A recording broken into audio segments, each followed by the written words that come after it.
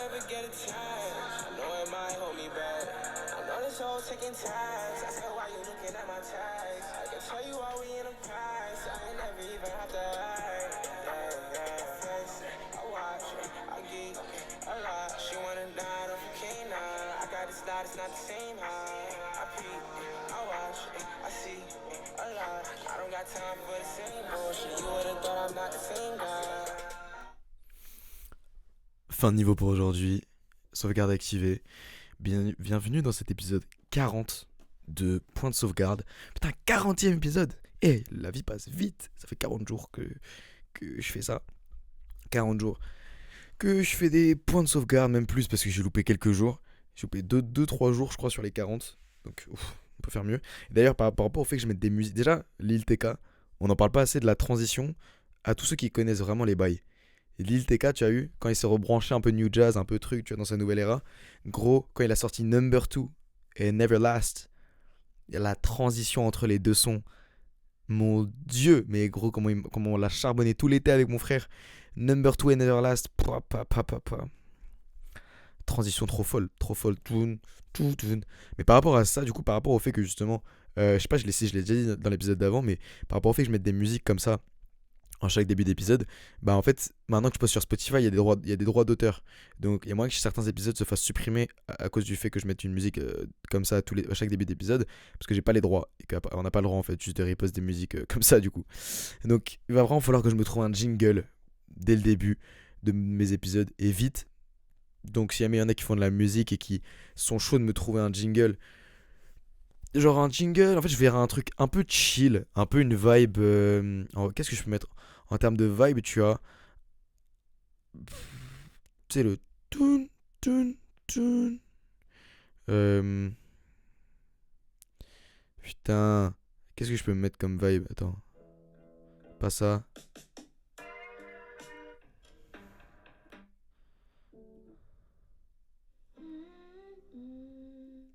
Tu sais, vraiment la musique qui fait.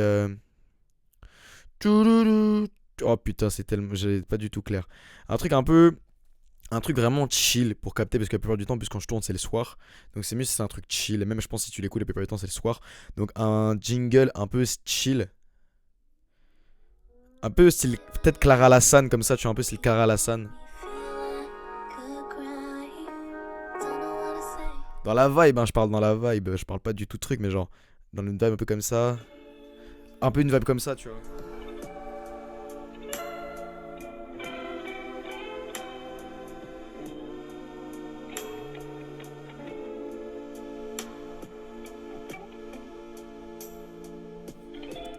Un peu une vibe comme ça. Genre, en fait, pas super chargé. Je veux pas un truc archi chargé et tout, mais un truc un peu chill, avec des instruments simples, mais qui se dégagent un peu cette vibe chillax max. Si je peux te donner un dernier exemple. Tu vois la guitare comme ça là. Voilà. Je sais pas si t'entends bien la guitare derrière, mais une guitare comme ça là.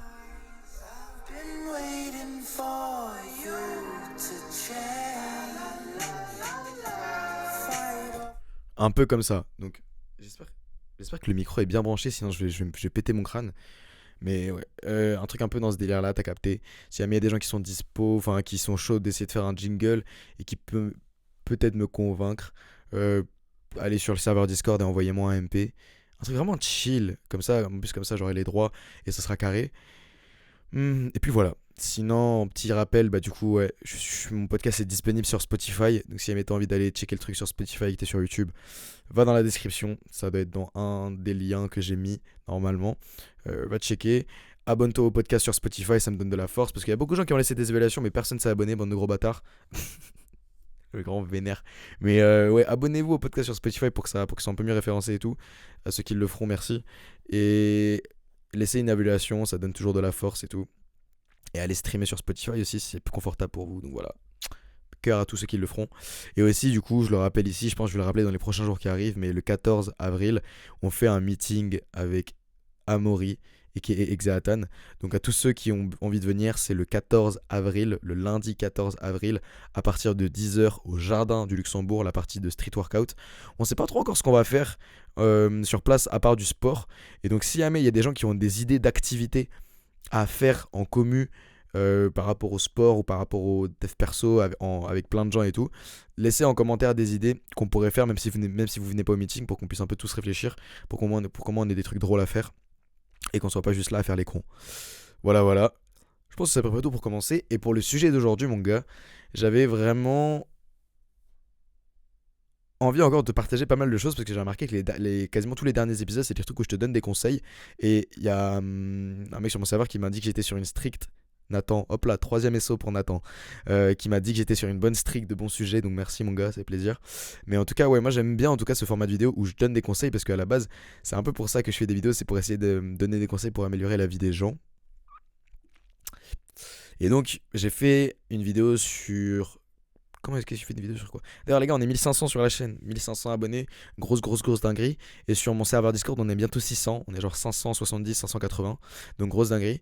Merci à tous ceux qui suivent, à tous ceux qui, si t'écoutes cet épisode maintenant et que t'es toujours là après 6 minutes, c'est que tu dois être assidu, donc merci à toi.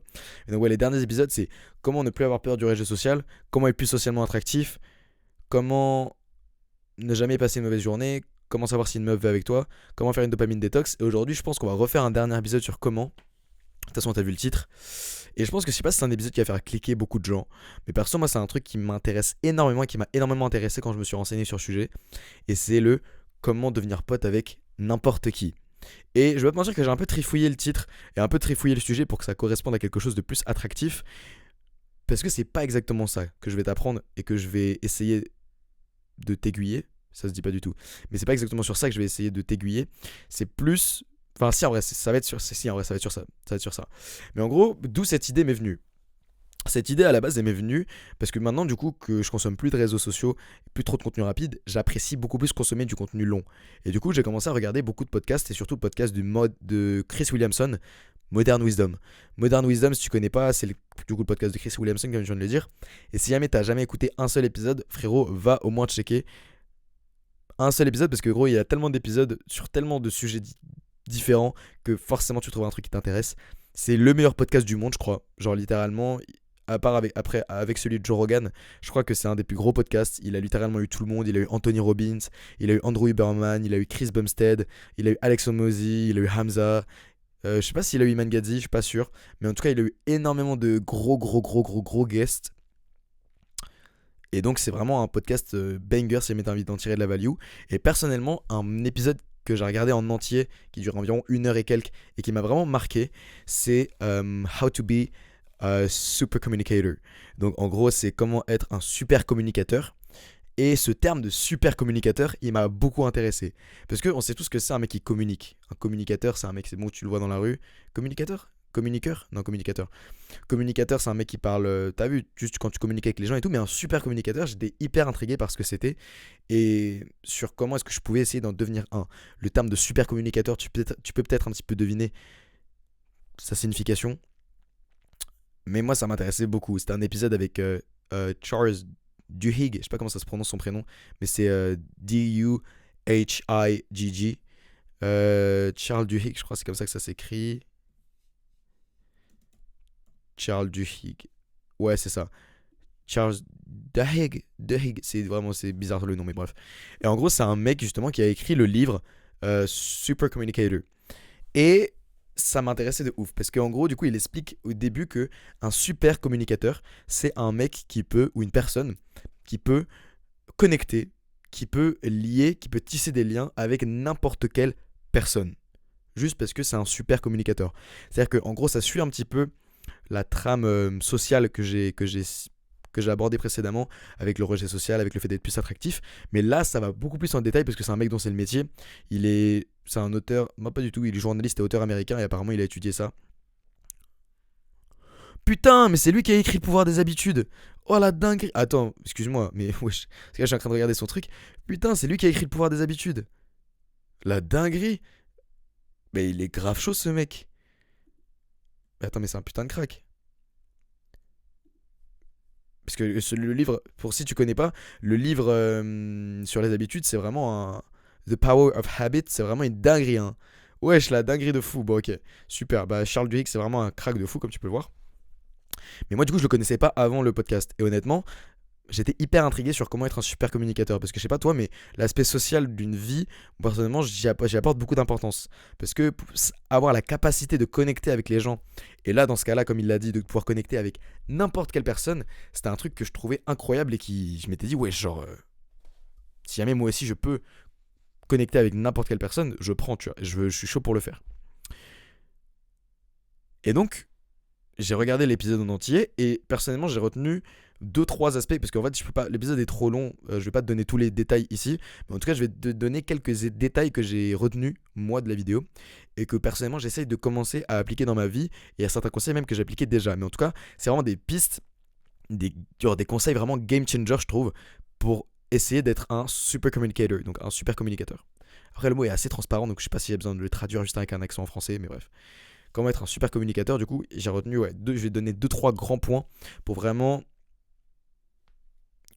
essayer vraiment que tu puisses. En fait, le terme de super communicateur, il est hyper clair et à la fois relativement flou. Parce que on peut un peu imaginer ce que c'est un super communicateur. C'est quelqu'un qui arrive à lier, à se connecter, à pouvoir discuter un peu avec tout le monde, mais à la fois, c'est compliqué d'y apporter et vraiment d'y mettre une définition rigoureuse et précise. Donc c'est un petit peu complexe. Mais en gros, le titre du livre, là, gros dis-toi, c'est Super Communicator. C'est How to Unlock the Secret of Language of Connection. Donc c'est comment débloquer le langage secret de la connexion. Et donc vraiment, moi, c'est perso, je sais pas toi, mais genre ce genre de titre, ça me hype de ouf. J'adore. Et donc je vais te donner les quelques pistes qui pourront commencer à te permettre de devenir un super communicateur. Et déjà, l'épisode, il commençait par une question que Chris Williamson a posée à Charles Duhigg, à Charles, je vais juste l'appeler Charles, à Charles, et il lui a demandé c'est quoi l'erreur que la plupart des gens font quand on parle de communication.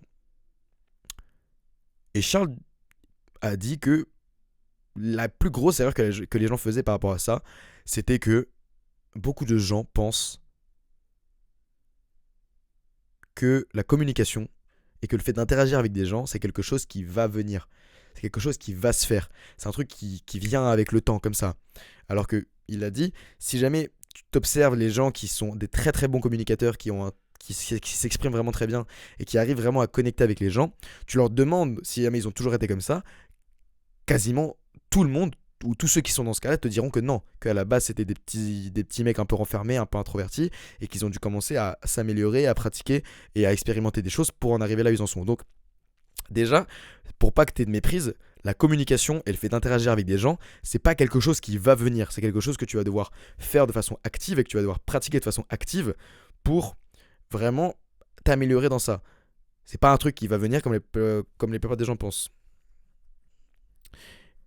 Et donc c'est vrai que même déjà, même ça paraît relativement logique en y pensant deux fois, c'est un petit peu quand même, c'est une bonne base. C'est une bonne base pour te rappeler quand même que la communication, ça paraît être un truc super instinctif, en mode tu communiques avec des gens de base, mais être un bon communicateur, c'est pas quelque chose qui vient comme ça. C'est quelque chose que tu dois pratiquer, c'est quelque chose dans lequel tu dois improve. Et ça va pas venir du jour au lendemain parce que tu parles un peu à des gens aléatoires. Parce qu'en plus, c'est vraiment un truc que tu fais un peu dans la vie de tous les jours, tu vois. C'est-à-dire que par exemple, devenir bon en natation, si jamais tu nages jamais, bah tu vas dire bah ouais, ça va être chaud parce que je nage jamais. Mais genre le fait de te dire que ouais, en fait, de toute façon, je communique toute la journée avec des gens, tout le temps avec des gens, donc je vais forcément devenir bon dans ça à un moment donné. Bah non, en fait, il va falloir vraiment que tu pratiques et que tu essayes de consciemment et activement t'améliorer. Et donc,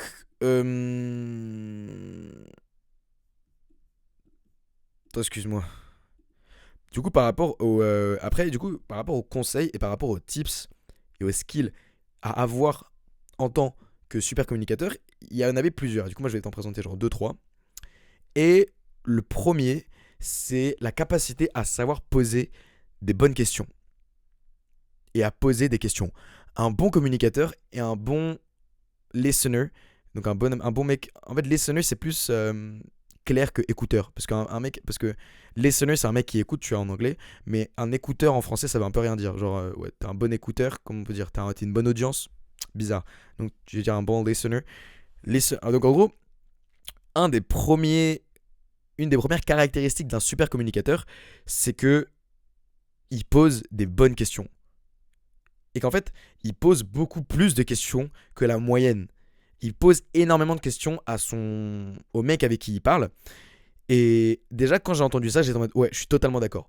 Je suis totalement d'accord parce qu'en fait, on va pas se mentir que de plus en plus, j'ai fait un épisode entier pour parler de ça, mais les gens sont beaucoup égocentrés. Pas enfin, égocentriques, tu peux le dire, ouais, ils sont très. Non, mais genre, ils sont pas égocentriques, mais ils sont très centrés sur eux-mêmes. C'est-à-dire qu'ils adorent parler de eux-mêmes, ils aiment beaucoup rapporter des choses à eux. Tu vas parler d'un truc, ils vont dire, ouais, d'ailleurs, ah putain, mais moi aussi, tatati tatata. Tu vas parler d'un autre truc, tu vas dire, ah, mais gros, pareil, ma soeur, elle a fait ça et c'est trop chiant. Genre, bref, les gens adorent ramener les choses à eux-mêmes. Mais ce que j'ai remarqué, c'est que c'était super chiant en fait. C'était super chiant de faire ça. Quand tu parles avec quelqu'un et qui ramène tout à soi-même, c'est super désagréable en fait à vivre et à écouter. Parce que tu dis, ok, je te parle d'un truc, frérot, c'est juste. C'est peut-être pas. Je m'attendais pas forcément à ce que tu ramènes forcément le truc à toi. Et quand j'ai remarqué que les gens commençaient à faire ça, j'ai essayé de moins le faire de base, moi personnellement. Et inévitablement, quand tu commences à moins ramener les choses à toi et à plus te focaliser sur ton interlocuteur et sur ce que lui il pense, sur ce que lui il a vécu, etc., et bah tout de suite, le mec avec qui tu parles va se sentir beaucoup mieux. Il va se sentir beaucoup mieux, il va se sentir beaucoup plus écouté, il va se sentir beaucoup plus compris. Et ça va être. Et le fait de le rendre à l'aise de cette façon, il y a moyen que ça te fasse connecter de façon beaucoup plus simple avec le gars. Et en fait, c'est ça. Du coup, le truc qu'il disait, c'est déjà que les super communicateurs posaient beaucoup plus de questions que la moyenne. Mais pas n'importe quel type de question. Parce que là, on peut se dire que ouais, bah, il va poser la question. Ouais, putain, t'as combien de frères et sœurs? Bah, super, nickel ça. Ah, mais putain, tes parents, ils travaillent où? Ah, mais incroyable ça. Genre, ça, c'est des questions, mais c'est des questions de merde. Donc, tu t'auras beau poser autant de questions aussi superficielles que ça, mais que tu veux, mais honnêtement, ça va rien faire. Genre, ça va pas faire avancer la conversation et ça va pas vraiment te faire. Ça va pas vraiment te rapprocher du gars. Ça va pas vraiment te créer de lien avec le mec. Et ce qu'il disait, Charles, c'est que, en fait, les super communicateurs posent beaucoup plus de questions que la moyenne, justement. Et moi, je te donne enfin, il explique pas exactement pourquoi, mais je pense que la raison, c'est parce que la plupart des gens, en fait, sont de plus en plus égocentrés. Et donc, que si toi, tu poses plus de questions, ça fait sentir bien le mec, parce que ça lui donne l'impression qu'il est plus écouté, qu'il est plus compris, et que, on est tous un peu égoïstes et égocentriques, il est plus au centre de l'attention, et donc il aime bien ça, et donc ça le rend plus à l'aise, et donc il va préférer parler avec toi. Mais Charles, ce qu'il disait, c'était que il pose pas n'importe quel type de questions, il pose des deep questions, donc des questions profondes. Et je pense on connaît tous un peu ce terme de questions profondes, de questions, voilà quoi. Alors, des questions qui sont un peu plus deep que d'autres, mais honnêtement, est-ce que si là je te disais est-ce que si là je te demandais de définir ce qu'était une deep question, tu pourrais me dire ce que c'est de façon rigoureuse?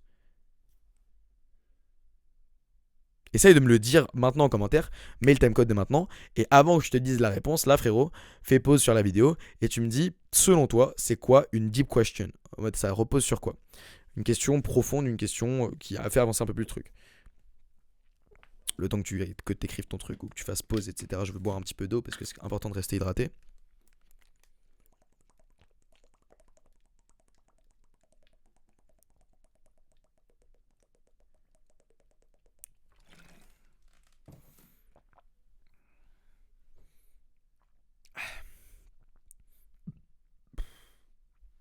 Nickel. Putain, j'avais soif. Hein. Ok. Maintenant que tu as écrit ta définition, je vais te donner la définition que Charles a donnée. Une deep question, une question profonde, c'est une question qui interroge ton interlocuteur ou qui porte euh, sur tes croyances, tes valeurs ou tes expériences.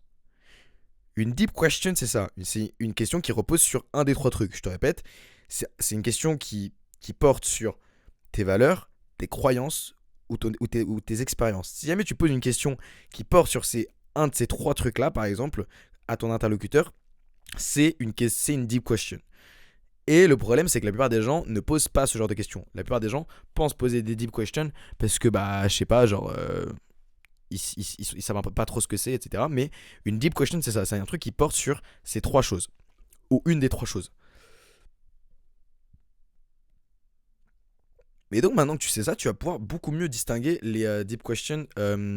C'est quoi? Et si jamais t'en poses déjà ou non. Et par exemple, on remarque maintenant beaucoup plus qu'en fait, quand tu parles à des gens, les gens te posent des questions extrêmement superficielles. personne te pose jamais de questions. Par exemple, je vais donner l'exemple maintenant parce que c'est vraiment un truc de fou, mais en fait, euh, ça, ils en parlent un peu plus tard dans le podcast qu'au début, mais la notion de deep question, parce qu'à un moment donné, dans l'épisode, il donne un tip sur comment improve, en mode comment améliorer tes small talk. Et ça, gros, quand il a posé cette question-là, j'étais tellement en mode waouh, c'est un truc de ouf, parce que vraiment, on est d'accord que les petites discussions de merde ou juste où vous racontez de la merde avec les gens, c'est chiant. Personne n'aime ça. Et, du coup, ça s'appelle les small talks. Je sais pas si ça a un autre nom en français. Small talk, mini discussion. Je sais pas, discussion de merde en tout cas, tu vois. Les discussions comme ça, personne n'aime ça. On est d'accord, personne n'aime ça, c'est super chiant. Et justement, il posait des questions sur comment améliorer ces discussions de merde. Et un des tips, c'était justement de poser des deep questions. Mais le truc, c'est que les deep questions, c'est dur à implémenter. Parce que c'est vrai que c'est dur en soi de. Bah. Avec un inconnu, si jamais tu l'as jamais rencontré, de poser une question hyper profonde en mode ouais, mais en fait, qu'est-ce que tu penses de l'amour, toi? Genre, ça fait bizarre que tu vois. Donc, c'est compliqué d'implémenter une bonne deep question dans un truc et de bien la deliver, donc de bien la présenter. Mais bref. Mais du coup, Charles disait qu'un de ses amis à lui s'était lancé un défi et c'était de démarrer une deep convo, donc une conversation un peu deep avec des gens qui connaissaient pas, des inconnus, en maximum 3 questions. Et il disait, et Charles il était en mode putain, j'avoue, c'est un truc de ouf ce que tu fais, gros et tout. Et le mec il était en mode bah non, en fait, c'est pas si dur que ça, et c'est même le truc le plus simple que j'ai fait de ma vie parce que généralement j'ai besoin que de 2 questions. Et son pote, en fait, ce qu'il faisait, c'était simple, c'était que la première question qu'il posait, c'était eh, ça gros, tu fais quoi dans la vie toi? Et le mec il disait ouais, bah frérot, voilà quoi, moi genre après il disait un métier de merde, il disait bah voilà, moi je suis fonctionnaire, moi je suis genre je sais pas, je suis éboueur, je suis comptable, je suis secrétaire, voilà, je travaille en entreprise. Et la deuxième question que le mec il posait, c'est c'est toujours ce que tu as voulu faire? Est-ce que c'était ton rêve en tant qu'enfant de faire ça? Est-ce que quand t'étais gosse comme ça, ou comme 3 pommes, quand t'avais 5 6 ans, c'était ton rêve de faire là ce que tu fais aujourd'hui? Et le mec, la plupart du temps, il dit bah non, frère, bien évidemment que non, parce que on va pas se mentir, la plupart des adultes de nos jours ne font pas le métier qu'ils avaient envie de faire. Mais et du coup, à partir de là, en fait, dès ce moment-là, il commence une deep conversation, enfin une deep convo, parce que après, du coup, qu'il ait posé la question, bon, ouais, est-ce que c'est toujours ce que tu as voulu faire quand t'étais gosse et tout? Il dit bah non. Et là, il commence à parler du fait, par exemple, que bah voilà, quand il était gosse, il voulait faire ça. Et après, le mec, il va demander bah pourquoi? Il va dire bah je sais pas, genre le fait d'être astronaute pour moi, c'est super parce que le fait de vouloir voyager dans l'espace, de vouloir faire avancer l'humanité, de vouloir voyager dans l'espace, genre je trouve ça trop stylé et tout. Il dit bah alors qu'est-ce qui s'est passé, etc. Et là, tu commences vraiment à rentrer dans le dur parce que tu commences à poser des questions sur ses expériences, sur ses valeurs et sur ses croyances. Et donc c'est vraiment ça en fait la première étape, je pense vraiment, de une, si jamais tu as envie d'être un meilleur communicateur et quelqu'un avec qui c'est plus agréable de communiquer, commence à poser des questions. Commence à poser des questions au lieu d'essayer de toujours vouloir tout ramener à toi, pose des questions. Vraiment, fais l'effort de poser des questions à ton interlocuteur et à poser, si possible, des questions, des deep questions. Et vraiment, ça va pas être. Même moi, j'ai du mal encore aujourd'hui à essayer de poser des questions plus profondes qui se portent sur les croyances, les valeurs ou les expériences. Parce que c'est pas facile de trouver des questions de ce genre-là. Et surtout de trouver des questions comme ça et de les deliver au gars de façon chill. Genre pas que ça paraisse bizarre. Parce que les deep questions, bah, c'est un peu plus chaud à faire, tu vois. Mais c'est vraiment un truc qu'il faut que tu essaies d'implémenter.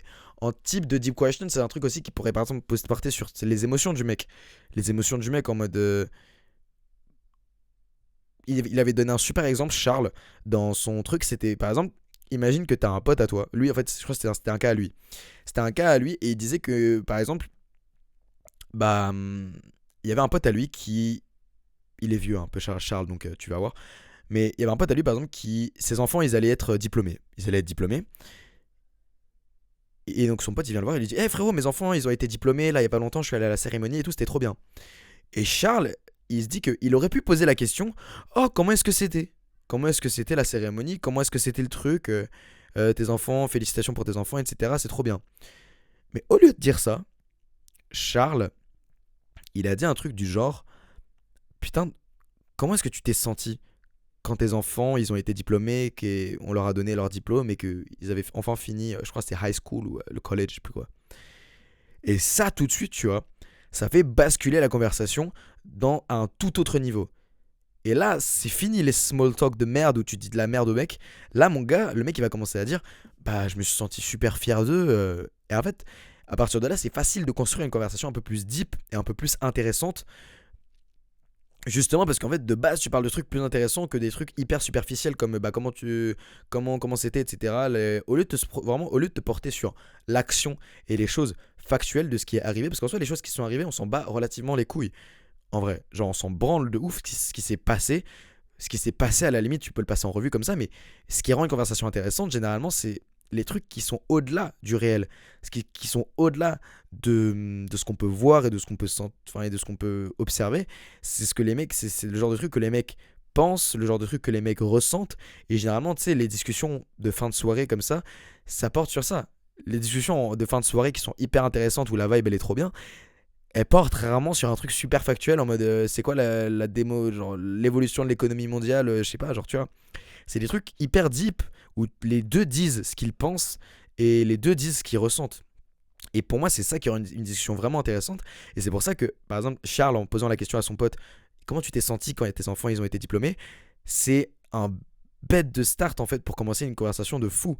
Parce qu'à partir de là, le mec il va peut-être dire bah ouais, j'ai été super fier de mes enfants parce que ça fait un moment que bah voilà ils étaient au collège et que là enfin ils sont diplômés, genre je suis super fier d'eux. Après il dit ah mais pourquoi t'es aussi fier d'eux, il dit après il va te dire un truc en mode ah bah je sais pas, genre ils reviennent de loin, etc. À l'époque c'était pas trop la fête et tout à la maison. Après il commence à ah bon, pourquoi c'était enfin qu'est-ce qui leur est arrivé pour que l'école soit aussi dure pour eux. Et là, tu vois, tu poses que des questions sur des expériences qu'il a vécues. Et après, tu peux même switcher du coup sur encore essayer de deep le truc en mode. Et toi, qu'est-ce que tu penses. Enfin, toi, est-ce que tu étais inquiet pour eux au fur et à mesure du truc. Genre, vraiment, il y a plein. Une conversation, dis-toi que c'est vraiment pas. C'est pas un truc avec ChatGPT. Une conversation, Charles, il en parlait. Une conversation, en fait, quand il y a des mecs tu sais, qui transcriptent les conversations. Et Chris Williamson, il avait dit un truc, c'était que il y a des conversations des fois qui paraissent super chiantes.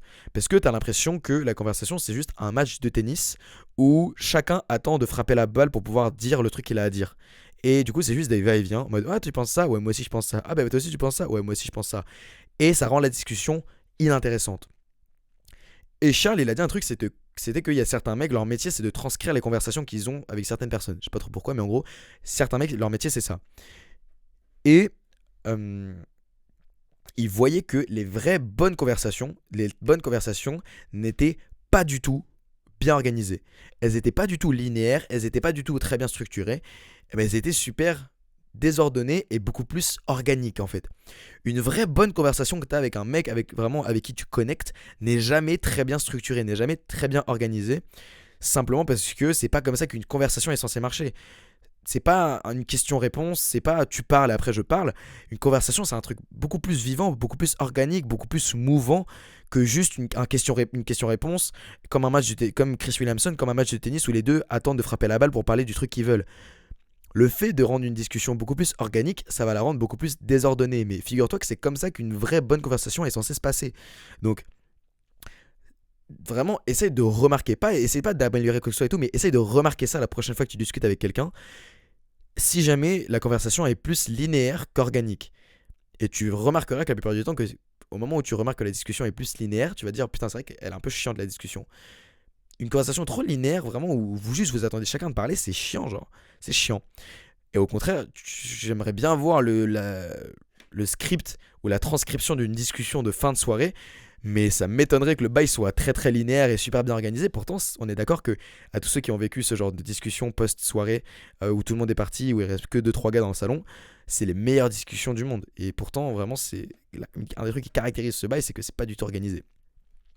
Donc voilà. Premier conseil qui est venu avec plein d'autres conseils et plein d'autres tips.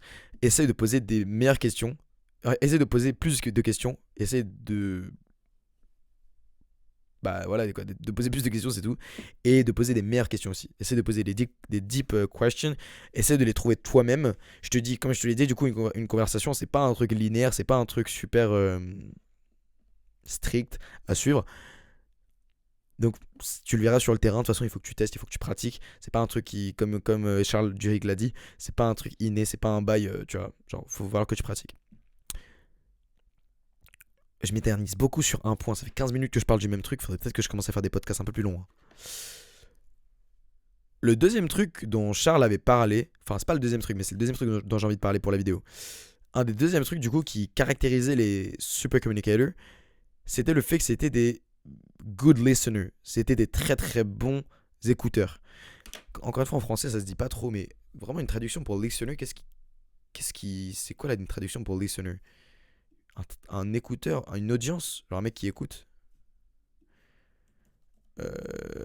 Merde.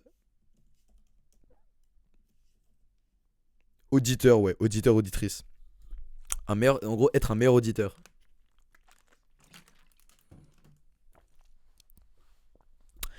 Voilà. Et en gros, voilà, la deuxième caractéristique qu'il a donné Charles Duhigg, c'était que euh, les bons communicateurs, c'était des très très bons listeners. Et on sait tous que c'est extrêmement agréable de se sentir écouté et de sentir qu'un mec t'écoute. Et le bail, c'est qu'en fait, beaucoup de gens de nos jours ne savent pas écouter. Pourquoi? Parce que comme je te l'ai dit, comme je t'en ai parlé dans un épisode précédent, tout le monde est un peu obsédé par soi-même. Tout le monde a tout le temps envie de parler de soi-même.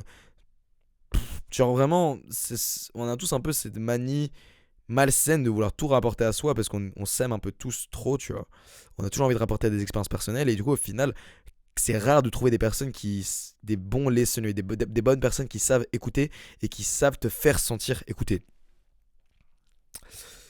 Et donc, de nos jours, je pense que être un bon listener, c'est limite mieux que d'être un bon orateur, un bon mec qui communique. Parce qu'actuellement, tu vois, moi, je m'entraîne à être un bon communicateur, si on peut dire ça, dans le sens où j'essaye de mieux m'exprimer, de m'exprimer de façon plus claire, de faire en sorte de m'exprimer pour mieux capter l'attention, pour que ce soit plus intéressant, etc. Mais au final, je pense que dans ce monde, les mecs qui vont vraiment se démarquer, ce seraient des mecs qui seront des bons listeners.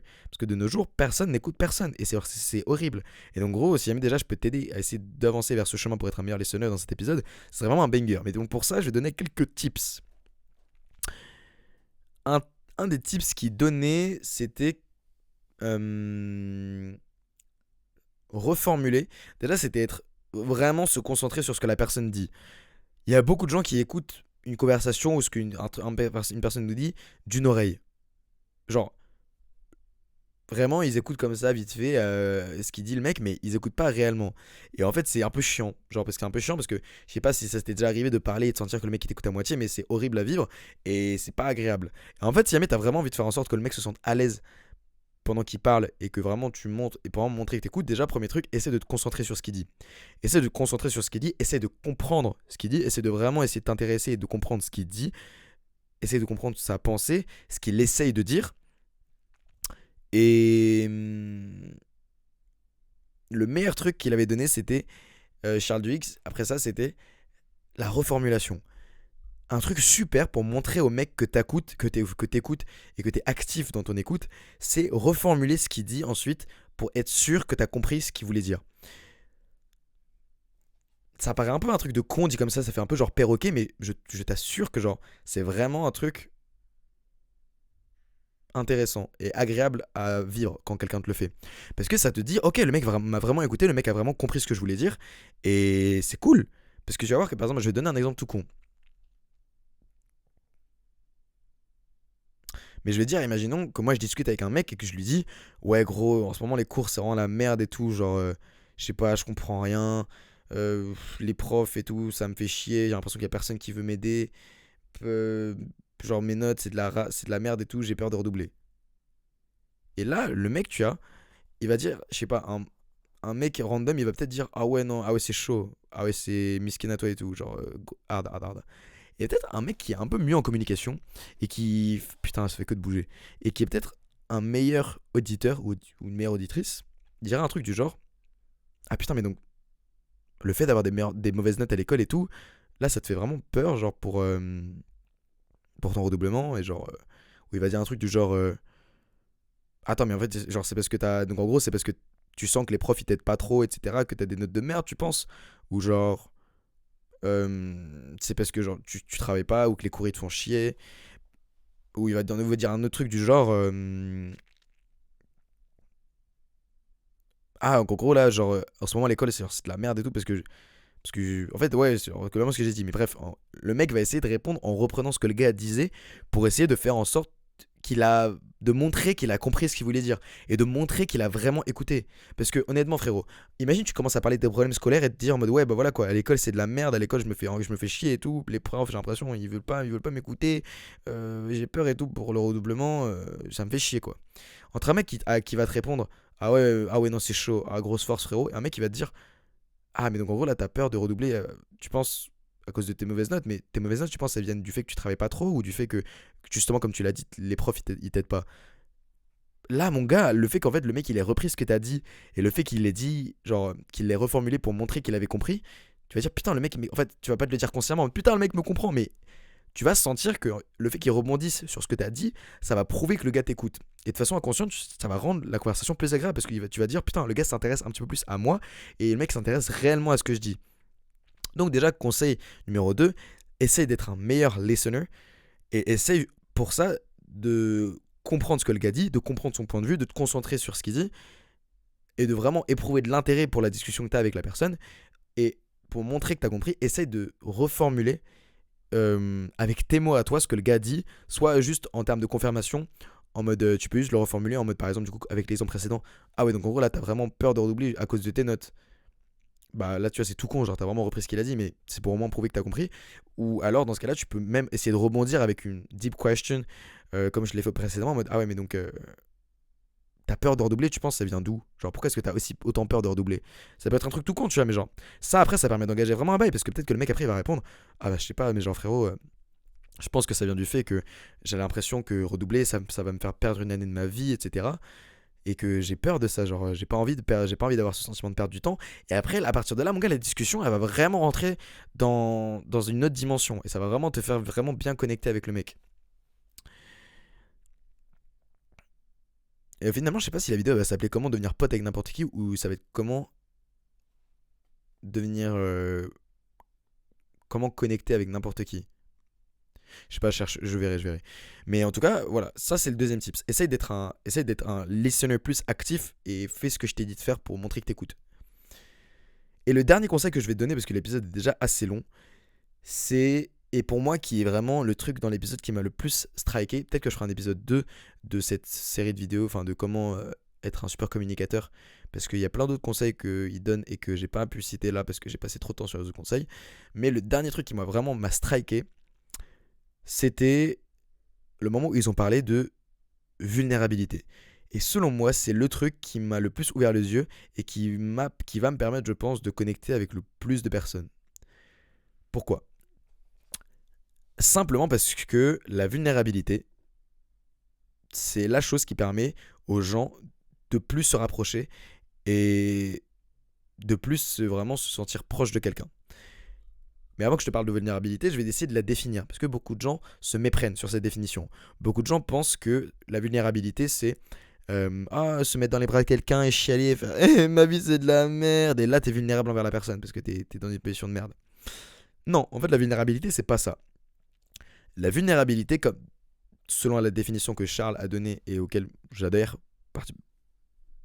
assez, tu vois, c'est en gros être vulnérable, c'est exposer un statement, donc un truc, c'est dire quelque chose qui peut susciter du jugement de la part de l'autre personne. C'est tout, c'est ça. N'importe quoi que tu dis qui peut engager du jugement de la part du mec qui t'écoute, c'est une forme de vulnérabilité.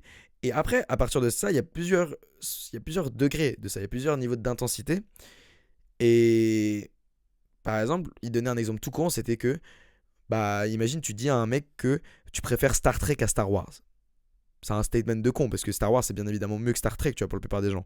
Mais tu dis, ouais, non, je préfère l'acting, je préfère le scénario, je préfère les effets spéciaux. Honnêtement, là, le jugement du mec, tu vas un peu t'en battre les couilles, quoi. Tu vas être en mode, bah, super, ok. Là, tu t'exposes. C'est une forme de vulnérabilité à laquelle tu t'exposes parce que t'émets un jugement, enfin, t'émets un statement que le mec peut juger et peut vraiment démonter en disant bah non c'était faux, genre t'es complètement con et tout, mais en vrai c'est pas hyper important. Et au contraire, un statement qui pourrait engager un haut niveau de vulnérabilité, c'est par exemple dire à quelqu'un je t'aime. Dire à quelqu'un je t'aime, en fait, c'est littéralement, c'est ce sentiment de vulnérabilité, il est créé par le fait que dire à quelqu'un je t'aime, c'est s'exposer à son jugement. Sauf que le jugement qu'il va porter sur le fait que tu l'aimes, il est bien plus important que le jugement sur le fait que bah, tu préfères Star Trek à Star Wars. Et c'est pour ça que ce sentiment de vulnérabilité, il est plus fort. Mais c'est la même chose, c'est la même chose. La vulnérabilité, elle est juste suscitée par le fait qu'on expose un jugement qui peut engendrer du jugement de la part de l'autre personne. C'est tout. Garde cette définition en tête parce que pour moi, c'est un truc qui vraiment m'a marqué et que j'ai vraiment gardé en tête parce que c'est vraiment intéressant, je trouve. Et donc, garde ça en tête. Et le truc, du coup, c'est que maintenant, tu comprends un peu mieux pourquoi est-ce que certaines personnes appellent bah, justement le fait de dire à quelqu'un je t'aime, le fait d'être vulnérable. Par exemple, je sais pas si tu as vu la saison de Bref 2. Dans la saison de Bref 2, il explique un peu la sensation que c'est de demander à une meuf d'aller danser avec soi en soirée, quand t'es genre au collège. Quand t'es genre au collège et que t'as genre 14-15 piges, et que tu vas demander à une meuf de venir danser avec toi, il dit qu'en gros c'est comme lui filer un gun et de choisir si jamais elle peut te tirer dessus et dire non, soit de ranger le gun et de venir danser avec toi. C'est exactement ça. Parce qu'en fait, justement, par exemple, le fait de demander à une fille de venir danser avec toi en soirée, bah, ça t'expose à beaucoup de vulnérabilité. Parce que le jugement qu'elle va porter sur ce que tu as dit, sur le fait d'accepter ou non de venir danser avec toi, bah, c'est genre important de fou parce que c'est l'archouma si jamais elle dit non, c'est en mode la honte, frère. Tu veux dire, ah ouais, non, en fait, tu pues, va là-bas. Donc, ça, c'est c'est la vulnérabilité. Mais donc maintenant, pourquoi est-ce que pourquoi est-ce que j'ai dit que être vulnérable avec quelqu'un, ça te rapprochait de cette personne? Charles a dit, enfin, Charles a parlé dans le podcast du fait que, évolutionnellement parlant, être vulnérable avec quelqu'un, c'était logique que ça te rapproche de cette personne. Parce que on s'est développé en tant que société, en tant qu'être humain.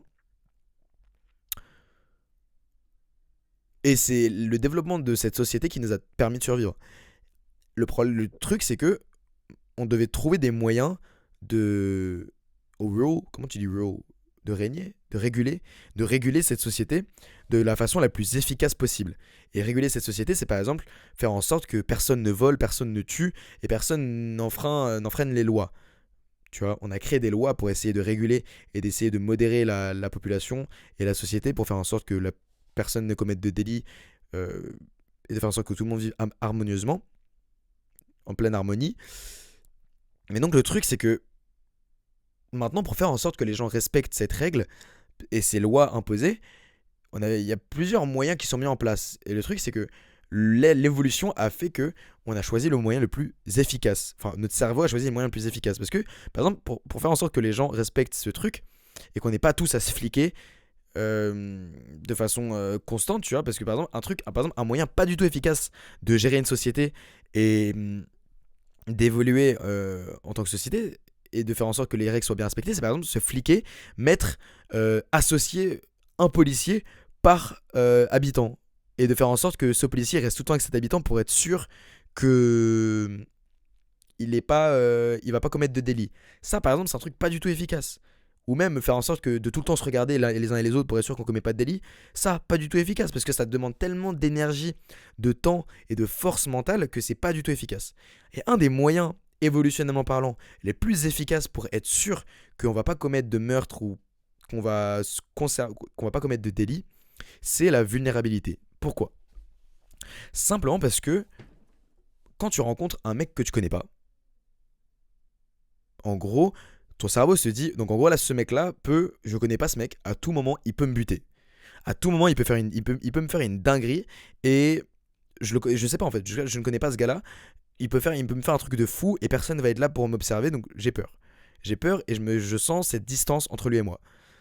Là, je te dis un peu ce que ton cerveau, il se dit de façon un peu archaïque. Je te dis pas forcément de façon rationnelle et de façon consciente, mais en gros, inconsciemment, ton cerveau crée une distance avec les inconnus la plupart du temps parce qu'il ne les connaît pas. Et donc, la création de cette distance, c'est une forme de protection pour être sûr que le mec va pas commettre de méfaits envers toi.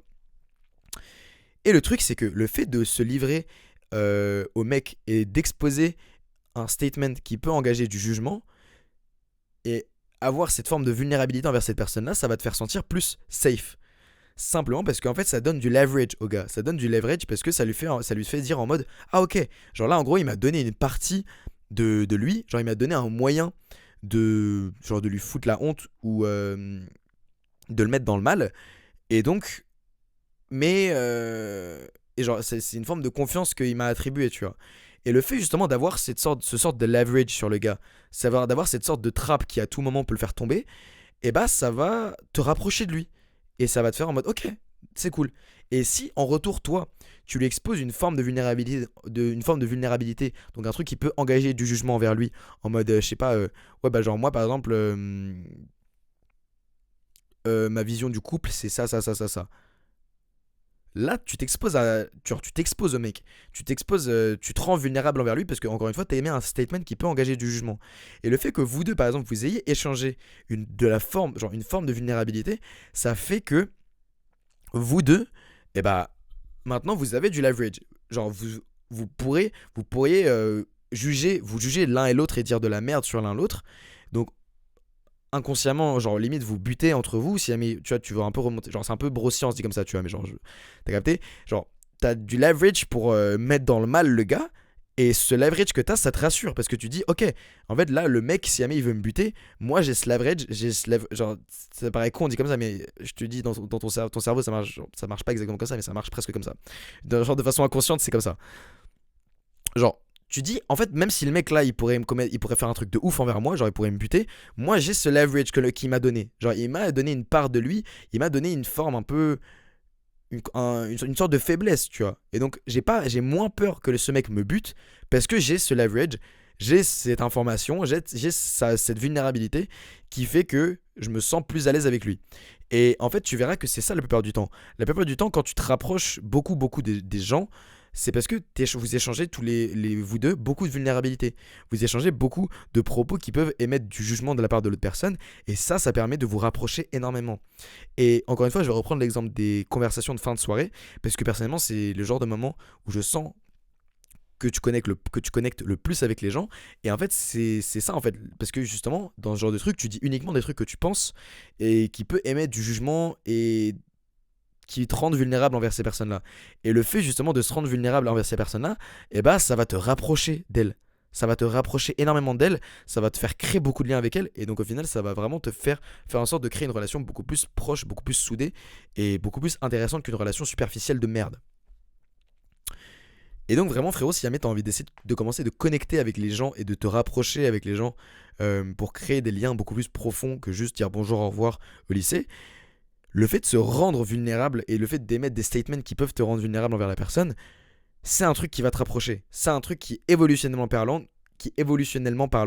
a permis de construire la société dans laquelle on vit aujourd'hui et donc qui est naturellement, genre vraiment dans nos cerveaux, qui est naturellement faite comme ça. C'est une sorte de schéma mental qu'on a tous dans nos cerveaux. Quand quelqu'un se rend vulnérable envers nous, ça va nous faire sentir à l'aise et plus en sécurité envers cette personne. Et ça va faire en sorte qu'on va se rapprocher. Parce que si nous deux on échange des parts de vulnérabilité, et bah, genre, c'est comme se tenir tous les deux un gun au-dessus de la tête, tu vois.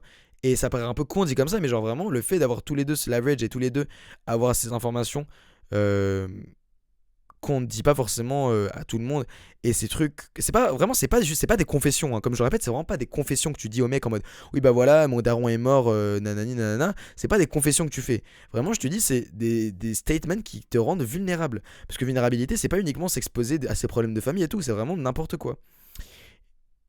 Cette notion de vulnérabilité, peut-être elle est un peu à approfondir, j'espère que tu as capté ce que je voulais dire, mais vraiment, je t'assure que te rendre vulnérable envers les gens, c'est ce qui va vraiment te permettre de te rapprocher d'elles. Et je sais pas si actuellement dans tes relations personnelles, tu peux essayer d'observer les personnes avec qui tu as émis beaucoup de statements qui auraient pu engendrer du jugement vers ces personnes-là, et avec qui tu es très proche maintenant, justement parce que tu as émis tous ces statements. Euh, Si jamais tu as une personne comme ça que tu connais, ou si jamais justement tu as une autre personne avec qui tu sens que t'es pas du tout proche, avec qui tu aucun des trucs que je t'ai dit précédemment, partage-le moi en commentaire parce que je pense que ça pourrait être intéressant d'avoir des expériences de la vie réelle de certaines personnes qui regardent les vidéos pour que les gens puissent relate et que pour les gens puissent mieux comprendre de façon factuelle et de façon plus dans la vie réelle, tu vois. Donc si jamais tu as des expériences comme ça ou que tu as des relations dans ce genre-là, fais-le moi savoir en commentaire. Et je pense que ça pourrait intéresser beaucoup de gens. Et de toute façon, je le lirai. Parce qu'il n'y a pas beaucoup de commentaires. Donc je lis tout. Et puis voilà. L'épisode 50 minutes. Épisode extrêmement long pour aujourd'hui. Mais en même temps, c'est un sujet super riche. Duquel j'avais très envie de parler. Donc j'espère que tu t'es pas non plus fait trop chier durant cet épisode. Et que tu as appris pas mal de trucs. Mais en tout cas, fin de sauvegarde pour aujourd'hui. Oublie pas de t'autoriser à rêver trop grand. Ciao.